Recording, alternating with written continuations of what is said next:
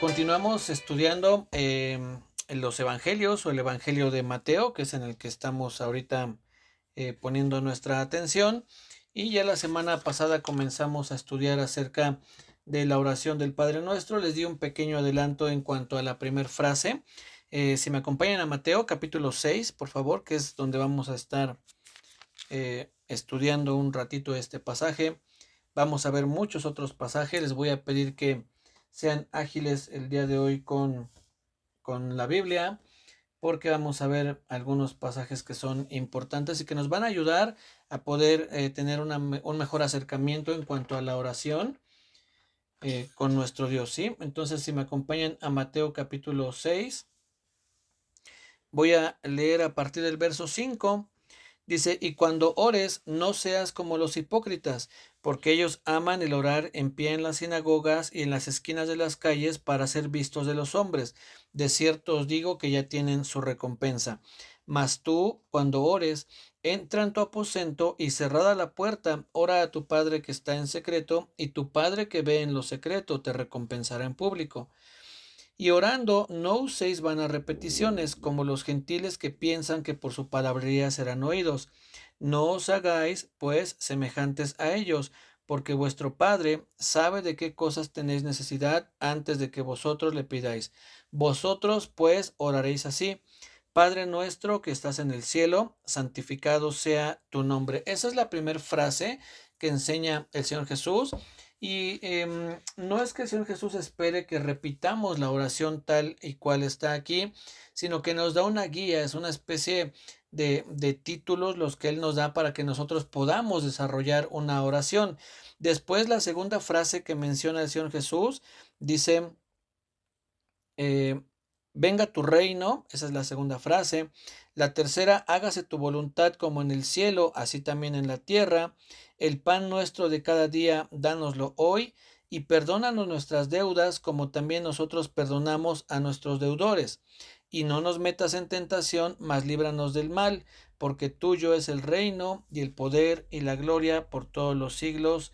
Amén. Hasta ahí es donde llega la oración. Después el Señor Jesucristo explica un poco acerca del perdón, pero esta es básicamente la oración. Vamos a ver entonces algo que es muy importante, dice en el verso 9, vosotros pues oraréis así, Padre nuestro que estás en el cielo, santificado sea tu nombre. Quiero que pongamos un poco atención en esta forma en que el Señor Jesús enseña a orar. Él ya les comentaba un poquito acerca de esto.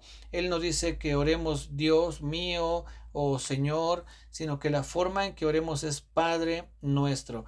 Y hoy para nosotros es relativamente muy fácil poderle decir a Dios Padre, pero debemos de recordar y reconocer todo lo que está detrás del hecho de que nosotros podamos decirle a Dios Padre. No es nada más que al Señor Jesús se le ocurrió cómo se oirá más bonito, cómo puede ser una buena manera de comenzar una oración. Y entonces estuvo pensando, Señor, no, Señor, se oye como muy formal. Dios, no, bueno, Dios se oye como algo lejano.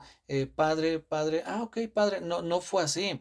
Con toda la intención, el Señor Jesús dijo que oráramos Padre nuestro. Pero para que tú y yo podamos decirle a Dios Padre, ¿qué tuvo que ocurrir? ¿Qué fue lo que tuvo que pasar para que podamos comunicarnos con Dios de esa manera, diciéndole Padre? No es que esté mal que le digamos Señor, no es que esté mal que en algún momento le digamos Dios, pero lo que el Señor Jesús nos enseña es que podemos acercarnos de una manera muy íntima, tener una comunión muy personal con Dios al grado de decirle Padre. Y no solo eso, sino poder decir mi Padre. Podríamos decirle Padre del Señor Jesucristo o Padre del apóstol Pablo o del apóstol Pedro, pero lo que el Señor Jesús hace, esa obra fue tan grande que también nosotros podemos llamarle Padre, de la misma manera que Él, que el Señor Jesús le llamaba Padre a Dios, también nosotros podemos llamarle Padre. Entonces, lo que tuvo que suceder para que pudiésemos llamarle Padre a Dios es que el Señor Jesucristo viniera a la tierra, cumpliera el ministerio o la obra que Dios le había dado, y por medio de esa obra, no solo predicando la palabra, no solo estando con las personas, haciendo milagros, sino que también por su muerte, por su sacrificio en la cruz y por su resurrección. Es muy importante todo lo que el Señor Jesucristo hizo en cuanto a su ministerio aquí en la tierra, y obviamente en cuanto a su enseñanza. La estructura que ya en algún momento vimos que tiene Mateo es que nos narra, hay una narrativa de parte de Mateo diciendo: entonces el Señor Jesús fue y vino y estuvo y llegó y hizo y salió de ahí, y después nos habla de un discurso o enseñanza del Señor Jesucristo. Básicamente está dividido así: es una narrativa, un discurso y luego un puente que conecta el discurso que acaba de terminar el Señor con la narrativa que sigue. Ese puente es cuando muchas veces dice: y cuando Jesús terminó estas palabras, y cuando Jesús terminó estas parábolas, y cuando Jesús terminó de dar instrucciones. Comúnmente esa frase es la que une la siguiente porción o el siguiente bloque, que comienza nuevamente con una narrativa. Y saliendo de ahí fueron a la ciudad de Nazaret y estuvieron y todo, y después comienza nuevamente el Señor Jesús un discurso. Recién escuché de un predicador que decía que el Señor Jesús, su enfoque mayor no fue enseñar, sino era estar con la gente, que si uno ve, no hay muchas enseñanzas del Señor Jesús, pero sí muchas veces que estuvo con la gente. Y eso es un error, eso no es así. En palabras mismas del Señor Jesucristo, dijo: vamos a tal lugar para que predique también allá, porque para esto he venido. ¿A qué vino? A predicar. Cuando dice que Él escoge a los 12 discípulos, los escogió para que estuvieran con Él y enviarlos a predicar o a enseñar, que es básicamente lo mismo. Entonces, es muy importante las enseñanzas del Señor Jesucristo. No es que Él vino a convivir con la gente o únicamente a eso, porque sí lo hizo, pero no fue ese su enfoque. Su enfoque no era pasarla bien con la gente que lo rodeaba, no era darles un abrazo y apapacharlos, que puede ser que se haya dado, pero el mismo Señor Jesucristo dijo que el propósito o uno de los grandes propósitos por los que Él había estado aquí en la tierra era para enseñar. Y gracias a esa obra es que tenemos el Padre Nuestro, es que podemos nosotros conocer esta oración.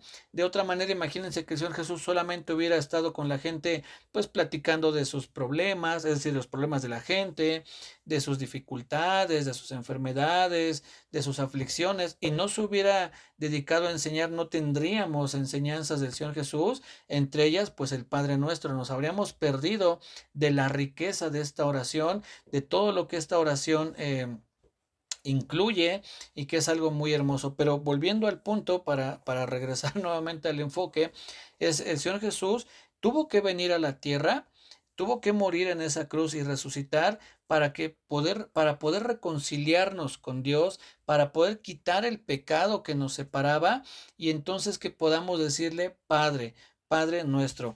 Miren, si me acompañan, por favor, vamos a Romanos capítulo 5. Les decía que hoy vamos a ver varios versículos, varios pasajes que nos van a ayudar a entender la profundidad, la importancia y la grandeza de poderle decir a Dios Padre. Insisto, para nosotros es relativamente fácil decirlo, pero en el caso de lo que al Señor Jesús le costó fue literalmente su vida, dar su vida para que nosotros podamos tener esa cercanía con Dios y poderle llamar Padre. Romanos capítulo 5, versos 10 y 11 dice lo siguiente: porque si siendo enemigos, ¿de quién éramos enemigos? De Dios, éramos enemigos de Dios. Dice un poco más arriba, en el verso 1, Romanos 5:1, justificados pues por la fe tenemos paz para con Dios por medio de nuestro Señor Jesucristo. Ahora sí, verso 10, porque si siendo enemigos fuimos reconciliados con Dios por la muerte de su Hijo. ¿Qué fue lo que nos reconcilió con Dios? La muerte del Señor Jesucristo. Dice: mucho más, estando reconciliados, seremos salvos por su vida. Vean lo que dice el verso 11. Y no solo esto, sino que también nos gloriamos en Dios por el Señor nuestro Jesucristo, por quien hemos recibido ahora la reconciliación. Ahí está la obra del Señor Jesucristo, reconciliándonos con Dios. Antes éramos enemigos, dice en el verso 10, pues si siendo enemigos, ¿de quién? De Dios, éramos éramos enemigos, había una enemistad entre Dios y nosotros, nosotros rechazando a Dios y Dios estando lejos de nosotros por el pecado. El pecado nos separa de Dios. Entonces, lo que hizo el Señor Jesucristo fue quitar el pecado de nuestra vida para que por medio de ese perdón del pecado pudiéramos reconciliarnos con Dios. ¿Qué es lo que produce esa reconciliación? Lo que dice en Efesios capítulo 1. Vamos a Efesios 1. Vamos a ver qué es lo que esa reconciliación produjo en nuestra vida. Efesios capítulo 1. Vamos a leer lo que dice el verso 13 y 14. Dice, en él también vosotros, habiendo oído la palabra de verdad, el evangelio de vuestra salvación, y habiendo creído en él, es decir, en el Señor Jesucristo, fuisteis sellados con el Espíritu Santo de la promesa, que es las arras de nuestra herencia hasta la redención de la posesión adquirida para alabanza de su gloria.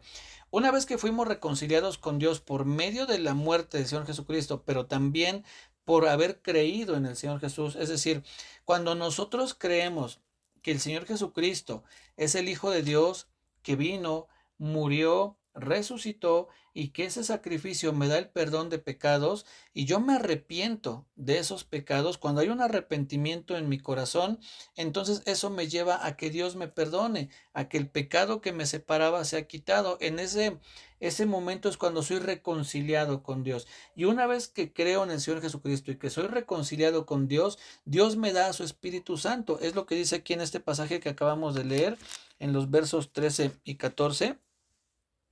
Dice que habiendo oído la palabra de verdad, el evangelio de nuestra salvación, y habiendo creído, fuimos sellados con el Espíritu Santo de la promesa. Entonces, viene el Espíritu Santo a nuestra vida, ya tenemos ahora el Espíritu Santo en nosotros. ¿Y qué es lo que sucede con el Espíritu Santo? Si me acompaña nuevamente a Romanos, para que veamos todo lo que implica esta obra. Y gracias a Dios por la sabiduría que le dio en este caso al apóstol Pablo, que es quien escribió todo esto que estamos leyendo. Fuimos reconciliados, esa reconciliación nos dio al Espíritu. ¿Y qué es lo que el Espíritu hace en nuestra vida? Vean lo que dice Romanos capítulo 8, verso 14 y 15. Porque todos los que son guiados por el Espíritu de Dios, estos son hijos de Dios. Pues no habéis recibido el espíritu de esclavitud para estar otra vez en temor, sino que habéis recibido el espíritu de adopción por el cual clamamos, Abba, Padre. Mi Padre, el Padre. Es por medio, sí, del sacrificio del Señor Jesús, pero el Espíritu Santo en nuestra vida nos lleva a tener esa comunión tan cercana a Dios que podemos decirle, Abba, Padre, o en otras palabras, mi Padre, el Padre, mi Padre Dios. Entonces, es toda una obra bien grande. El Padre eligiéndonos, fue el Padre quien nos eligió a cada uno de los que estamos aquí, de los que hemos creído. Él nos elige. El Señor Jesús nos limpia de nuestro pecado por su sacrificio. El Espíritu Santo viene a nuestra vida y nos lleva en una comunión tan íntima con Dios que tenemos la confianza de llamarle Padre. Es nuestro Padre y podemos cada uno de nosotros decirle mi Padre Dios o mi Padre el Padre, pero podemos tener esa confianza, esa cercanía de estar en una comunión, en una intimidad así con Dios, ¿sí? Recordemos lo que dice Juan, capítulo 1, versos 11 al 13. Dice que, les leo lo que dice Juan 1. Ese es el pasaje donde dice, a los suyos vino y los suyos no le recibieron, mas a todos los que le recibieron les dio potestad de ser hechos hijos de Dios. Esa es la potestad, ese es el regalo que nos dio el Señor Jesucristo, de que habiendo creído en Él, fuimos hechos o nos dio la potestad de ser hechos hijos de Dios. Lo leo, dice Juan 1, 11, 12 y 13. A los suyos vino y los suyos no le recibieron, mas a todos los que le recibieron, a los que creen en su nombre, les dio potestad de ser hechos hijos de Dios. Dice después, los cuales no son engendrados de sangre, es decir, no se trata de una labor humana, no es el humano quien hace eso.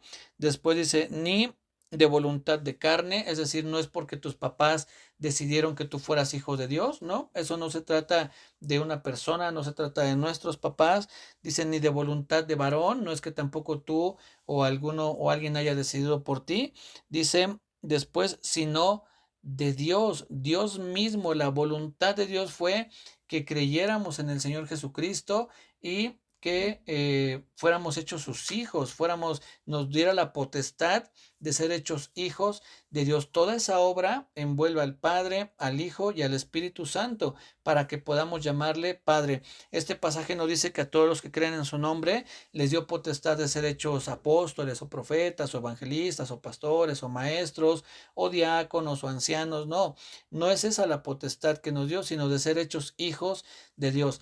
Si nosotros pensamos cuál es el más grande llamado, no es el apostolado o lo profético o lo evangelístico. El más grande llamado que nosotros tenemos es ser hechos hijos de Dios y debemos vivir como hijos de Dios. Más allá de si tenemos o no un ministerio, si qué dones podemos tener o cuáles no tenemos, más allá de los dones, más allá de los ministerios, lo grande, lo más valioso que tenemos en este sentido, hablando en estos términos, es ser hechos hijos de Dios. Eso es lo más grande que Dios nos ha dado. Obviamente entiendo que pueden decir, no, lo más grande que Dios nos dio es a su Espíritu o la presencia de Dios en nuestra vida. Sí, eso lo entiendo. Pero hablando de los llamados, hablando de los dones o llamados que tenemos, es que nos dio la potestad de ser hechos hijos de Dios, hijos de Dios. Y por ese sacrificio es que el Señor Jesucristo nos enseña que podemos decirle Padre, Padre nuestro que estás en los cielos.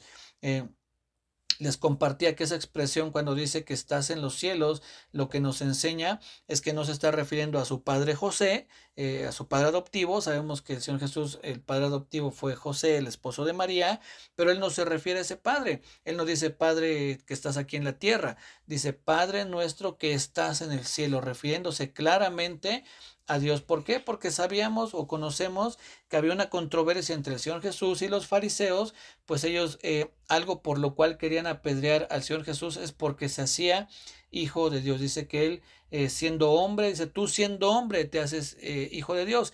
Entonces él aclara o deja claro eso, Padre nuestro que estás en el cielo. Me estoy refiriendo a Dios como mi Padre, pero también como su Padre. Todos aquellos que creen en mí y que aceptan mis enseñanzas y que aceptan mi sacrificio, también es tu Padre Dios. Entonces, aunque nosotros lo decimos de una manera tan fácil, Padre nuestro que estás en el cielo, pero costó la vida del Señor Jesucristo para que podamos decirle así, Padre, el Señor Jesús tuvo que morir en esa cruz y resucitar para poder quitar nuestros pecados y que entonces podamos acercarnos ante Dios diciéndole, Padre, con mucha confianza, sí, con mucha confianza, pero también al mismo tiempo con mucha reverencia, que es lo que sigue.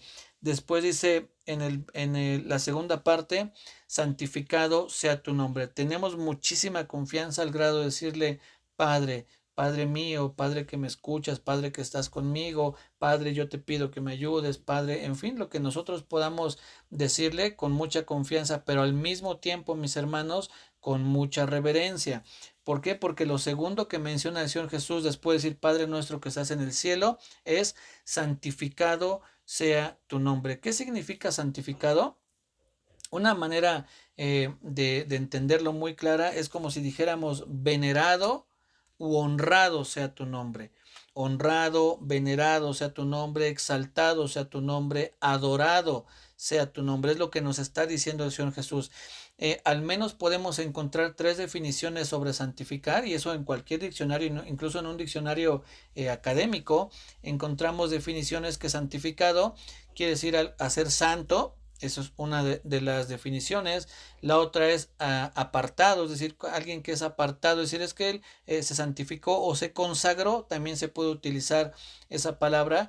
Y la tercera que podemos encontrar es darle el valor o el respeto a algo que se merece. Cuando tú le das el respeto a Dios, cuando tú le das la honra, cuando tú le das la alabanza, la adoración, la veneración que Él se merece, lo estás adorando o lo estás santificando, estás dándole el valor que Dios tiene. Entonces, cuando aquí dice el Señor Jesús, santificado sea tu nombre, es que nosotros veneremos u honremos a Dios. Recordemos que la Biblia cuando menciona el nombre de Dios, por poner un ejemplo, cuando dice que en el nombre de Jesús, lo que da a entender es que es en la persona del Señor Jesús, en su obra, en todo lo que envuelve el nombre del Señor. Lo mismo pasa con Dios cuando dice santificado sea tu nombre, no es que santifiquemos esas letras que forman el nombre de Dios, sino a Dios mismo, lo que ese nombre representa. Les he puesto el ejemplo de algún artista, algún deportista. Cuando uno oye hablar, por ejemplo, de Lionel Messi, uno no se imagina en su mente decirle tras Lionel Messi. Lo que uno se imagina es un futbolista que es uno de los mejores que ha habido en todos los tiempos, o si mencionamos a algún actor como Bruce Willis, uno no dice Bruce Willis, uno se imagina aquel actor que ha hecho esas películas sobre todo de acción. Entonces, cuando uno oye o ve en la Biblia que dice Jehová, uno tiene que imaginar todo lo que Dios es, tiene uno que tener presente todo lo que Dios es, todo lo que Dios contiene en su persona. Entonces, cuando aquí dice santificado sea tu nombre, lo que nos está enseñando el Señor Jesús es que nos acerquemos con confianza, sí, pero con una actitud de adoración, que en nuestro corazón haya ese respeto de hablarle a Dios con confianza, sí, pero también con mucho respeto. No sé si han escuchado ustedes personas que dicen Dios, que hay personas que dicen Diosito, yo te pido. El decirle Diosito, aunque en nuestro idioma comúnmente es una expresión de cariño, cuando uno dice Diosito, tu perrito, no sé, tu amiguito, tu suétercito, cuando uno normalmente habla en diminutivo, es que quiere uno hacerlo como con cariño. Pero sinceramente creo, mis hermanos, que el decirle así a Dios, Diosito, papito, puede llegar a ser algo como una falta de respeto, porque aunque es nuestro Padre, aunque es mucha confianza con la que nos podemos acercar, si ustedes notan, la forma en que el Señor Jesús se comunicaba con Dios era de Padre. Padre esto, Padre aquí, Padre te doy gracias, Padre te alabo, no le decía papito, no le decía papi, había un respeto del mismo Señor Jesucristo, que es Dios también, pero hay un respeto. Entonces yo les animo a que tengamos cuidado a la hora que nos acerquemos al Señor, hablarle con respeto. He escuchado gente que ora a Dios hablándole de usted. Usted, Padre, usted nos ha dado, es que usted es esto. Me parece, bueno, a lo mejor es una forma en que se expresan, me parece muy bien. No es que necesariamente tengamos que decirle así usted, pero sí por lo menos decirle Padre. Padre nuestro, Padre te pido.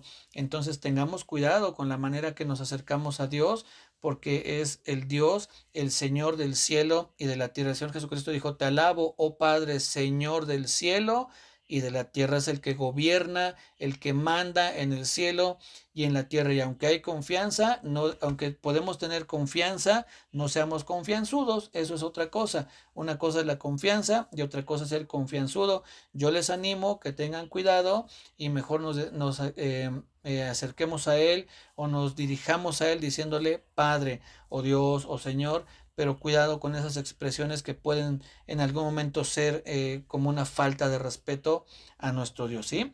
Entonces, recordemos que hay que santificar o adorar o venerar a Dios. ¿Quién es Dios? En Levítico capítulo 10, vamos rápidamente a Levítico capítulo 10, por favor, vamos a encontrar ahí una historia pues un poco triste, triste por lo que pasa, pero al mismo tiempo pues justa, justo lo que hace Dios ahí es justo. Levítico capítulo 10, el Señor les había dado instrucciones a los levitas de cuáles son las ofrendas que tenían que presentar, en qué tiempo, de qué forma. Dios fue muy específico en cuanto a lo que Dios quería que hicieran con las ofrendas, con los sacrificios.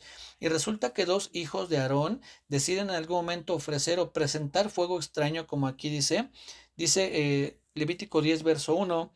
Nadab y Abiú, que son estos hijos de Aarón, dice, tomaron cada uno su incensario y pusieron en ellos fuego sobre él. Dice, después pusieron incienso y ofrecieron delante de Jehová fuego extraño que él nunca les mandó. Ofrecer incienso no está mal. Dios mismo pide que le ofrecieran incienso, pero él les había dado instrucciones muy precisas de cómo hacerlo. Ellos presentan este incienso y dice ahí que él no les mandó a hacer ese o a presentar ese incienso. Y vamos a ver lo que dice, verso 2. Y salió fuego de delante de Jehová y los quemó y murieron delante de Jehová. ¿Por qué? Por haber hecho algo que Dios no les había mandado que hicieran. Verso 3. Entonces dijo Moisés a Aarón, esto es lo que habló Jehová diciendo, en los que a mí se acercan me santificaré y en presencia de todo el pueblo seré glorificado y Aarón cayó, es decir, cayó de quedarse callado, no de caerse. Entonces, ¿qué es lo que le manda decir Dios a Aarón? En los que a mí se acercan me santificaré. Es decir, en otras palabras, si tomamos el mismo ejemplo o las mismas definiciones de hace un rato, Dios no podría decir, en los que a mí se acercan me haré santo. Él ya es santo, Él ya es todo lo santo que puede ser. En los que a mí se acercan me apartaré. No, tampoco no sería una expresión adecuada. La tercera es, en los que a mí se acercan me haré respetar o les demostraré el valor que yo tengo. Esa es la mejor expresión que podemos aplicar para cuando aquí dice me santificaré. En otras palabras, lo que Dios le estaba diciendo a Aarón es, tus hijos me faltaron al respeto. Yo tuve que hacerme respetar delante de tus hijos. En los que a mí se acercan, yo me voy a hacer respetar. Ese es al Dios al que nosotros nos acercamos. Con confianza, sí, pero con mucho respeto, porque es un Dios que Él mismo se hace respetar. En los que a mí se acercan, me haré respetar. Y ese respeto que yo les declaro, que yo les demuestro, hará que el pueblo me glorifique, que todo lo que el pueblo quiera hacer no sea por sus buenas intenciones, no sea porque se le ocurrió hacerlo, sino porque es lo que Dios mandó. Si tú quieres glorificar a Dios, haz lo que Él manda. No hagas lo que tú piensas que Él podría querer, sino lo que Él ya determinó que está en la Biblia, que es, entre otras cosas, obedecer sus mandamientos, las obras que Él ha puesto delante de nosotros. Eso es lo que lleva a gloria a Dios. Entonces, mis hermanos, es importante que nos acerquemos a Dios con confianza, pero con mucho respeto. Él se lo dejó bien claro a Aarón y dice la Biblia que Aarón se quedó callado. ¿Qué le podía decir a Dios? ¿Qué le podía argumentar a Dios? Yo no les mandé a hacer eso, tus hijos lo hicieron y yo tengo que hacerme respetar. En otras palabras, también puede decir, de mí no se van a burlar, a mí no me van a tomar como un juego, no van a hacer lo que ustedes quieran, ustedes van a obedecer lo que yo les mandé. ¿Y ustedes creen que algún otro levita se habría atrevido a hacer algo por sus buenas intenciones? No. De ahí en adelante supongo que aprendieron a decir, no, Dios lo mandó, no, entonces no lo hagas. Solo hagamos lo que Dios mandó, aunque pueda ser una buena intención, pero mejor obedezcamos al pie de la letra lo que Dios dijo, porque Dios es un Dios que se hace respetar, ¿sí? Y eso no ha cambiado porque ahora ya estemos bajo la gracia y ya no estemos bajo la ley. Dios se sigue haciendo respetar hasta el día de hoy y lo podemos ver en el caso de Ananías y Zafira cuando van delante de el apóstol Pedro y le mienten diciendo algo que habían hecho. No, no es Ananías, sí, sí es Ananías y Zafira. Le dicen que habían vendido en tal precio el terreno y más o menos conocemos la historia. ¿Qué es lo que le pasa a Ananías y a Zafira? Caen muertos a los pies del apóstol Pedro. ¿Por qué? Por haberle mentido al Espíritu Santo. Mintieron al Espíritu Santo y cayeron muertos. Así es que vemos cómo Dios se sigue haciendo respetar hasta el día de hoy. Gracias a Dios que ha tenido misericordia y paciencia. Yo creo que con muchos de nosotros, pero al menos conmigo estoy seguro que sí, porque si Dios no hubiera tenido paciencia conmigo, segurito ya me hubiera pasado algo como a Ananías o como a los hijos de Aarón. Entonces, Dios se sigue haciendo respetar, sí, hasta el día de hoy.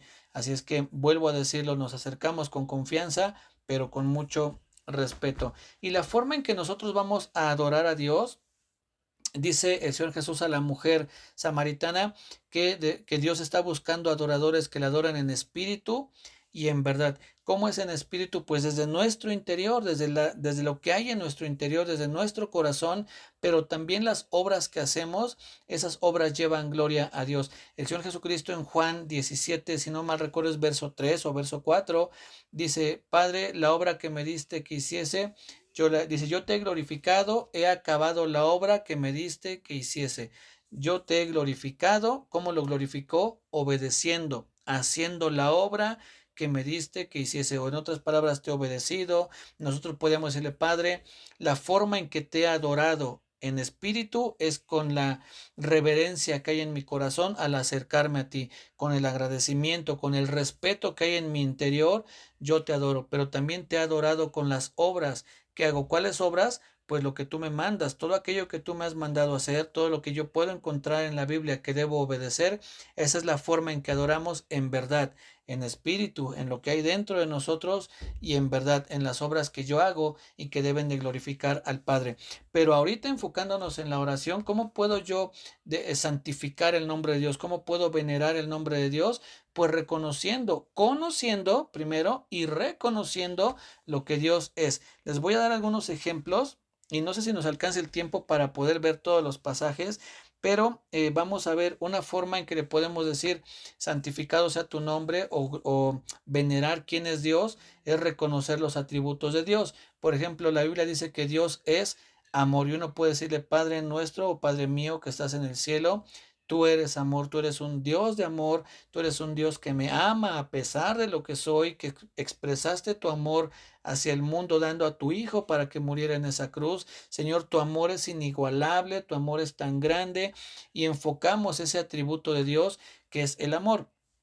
Dice en Primera de Juan, capítulo 8, si gustan anotarlo, y vamos a ver rápidamente. Yo creo que conocemos ese pasaje.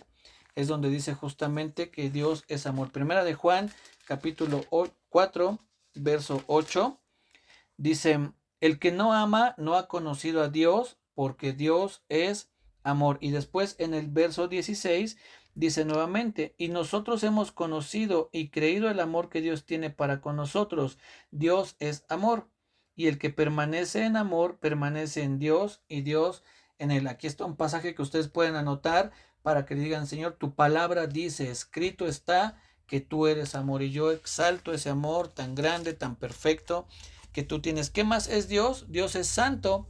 Dios es santo. Podemos también exaltar la santidad de Dios. De hecho, la santidad de Dios es el único atributo de Dios que en la misma Biblia lo exaltan, pero de una manera impresionante. Uno puede ver cómo esos hombres o esos seres vivientes, mejor dicho, seres vivientes que vio Isaías decían santo, santo, santo. Y después Juan, el apóstol Juan, tiene una visión similar y esos seres vivientes siguen diciendo santo, santo, santo. En otras palabras, o en nuestro idioma, uno diría Dios es muy, muy, muy santo. O Dios es santo, santísimo, santísimo, diría uno en un idioma más coloquial, más nuestro. Pero en el idioma en que se escribió la Biblia y por la forma en que ellos cuando querían hacer notar o resaltar algo, lo repetían. Cuando el Señor Jesús dice, de cierto, es decir, esto que te voy a decir es, pero algo muy real, es una verdad absoluta.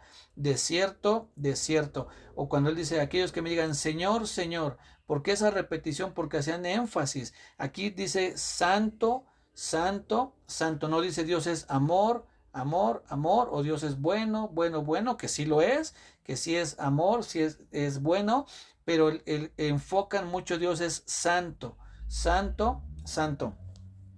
Y lo podemos encontrar en Isaías capítulo 6, verso 3, que es el que les acabo de citar, cuando esos seres vivientes dicen santo, santo, santo, pero también en Apocalipsis 4, verso 8, dice, y los 4 seres vivientes tenían cada uno 6 alas, y alrededor y por dentro estaban llenos de ojos, y no cesaban día y noche de decir, santo, santo, santo es el Señor Dios Todopoderoso, el que era, el que es y el que ha de venir. Aquí encontramos dos atributos de Dios, su santidad y su poder. Decían, dice aquí, al Señor Dios, es el Señor Dios todopoderoso, Él es todopoderoso. Vamos a ver otro pasaje acerca del poder de Dios, pero aquí ya tenemos dos atributos para poder exaltar o santificar el nombre de Dios, que es Dios es amor y Dios es santo. También Dios es eterno, eso lo podemos encontrar en Génesis 21:33. La eternidad de Dios, Dios es eterno, también podemos exaltar esa eternidad de Dios. Dice en el verso 33, Génesis 21:33, y plantó Abraham un árbol tamarisco en Beerseba e invocó allí el nombre de Jehová, Dios eterno. Es Dios eterno, la eternidad de Dios. Dios no tiene principio y Dios no tiene fin. Dice la Biblia que Dios puso eternidad en el corazón del hombre. No es que el hombre sea eterno, porque el hombre sí tiene un principio, aunque no tiene un fin como tal. Podemos morir, pero sabemos que el espíritu que Dios puso en nosotros, el espíritu humano, es eterno. La diferencia es que los que hemos creído en Dios, pasaremos la eternidad junto a Él, y los que han rechazado a Dios pasarán la eternidad en un castigo que nunca se acabará. Entonces, el hombre sí tiene principio, no tiene fin en este sentido, pero se considera a Dios eterno porque Él ni tiene principio ni tiene fin. Esa es la eternidad de Dios, el Dios que permanece para siempre. Dios es bueno, también es otra característica o atributo de Dios. Eso lo encontramos en el Salmo 100, verso 5. Les estoy dando estos pasajes para que puedan echar mano de ellos y en algún momento puedan orar citando estos pasajes, diciendo: Señor, tu palabra dice que eres eterno, tu palabra dice que eres bueno, tu palabra dice que eres santo. Salmo 100, verso 5, porque Jehová es bueno para siempre es su misericordia y su verdad por todas las generaciones. Dice entonces, porque Jehová es bueno. Aquí encontramos que Dios es bueno. Un pasaje más: Dios es perfecto. Dios es perfecto, lo encontramos en Mateo capítulo 5, verso 48. Dice el Señor Jesús: sed pues vosotros perfectos, así como vuestro Padre es perfecto. Sed pues vosotros perfectos, como vuestro Padre que está en los cielos es perfecto. Señor, todo lo que tú haces es perfecto, tú no te equivocas, tú no cometes errores, tú no cometes fallas. Señor, todo lo que tú haces es perfecto, aunque a veces yo no entienda por qué pasan cosas, yo no entienda por qué estoy atravesando por esto, pero tú eres perfecto. Ahí estamos engrandeciendo el nombre de Dios. Dios es justo. Salmo 4, 7. Dios es justo. El Salmo 4, verso 7. Dice: tú diste alegría a mi corazón. No, ¿cuál les dije? Salmo 11, perdón, 11, 7. Discúlpenme, Salmo 11, 7. Salmo 11, 7 dice: porque Jehová es justo y ama la justicia, el hombre recto mirará su rostro. Aquí vemos cómo Dios es justo. Y por último, Dios es fiel. Primera de Corintios 1:9. Y con este acabamos. Primera de Corintios 1:9 dice: fiel es Dios, por el cual fuisteis llamados a la comunión con su Hijo Jesucristo, nuestro Señor.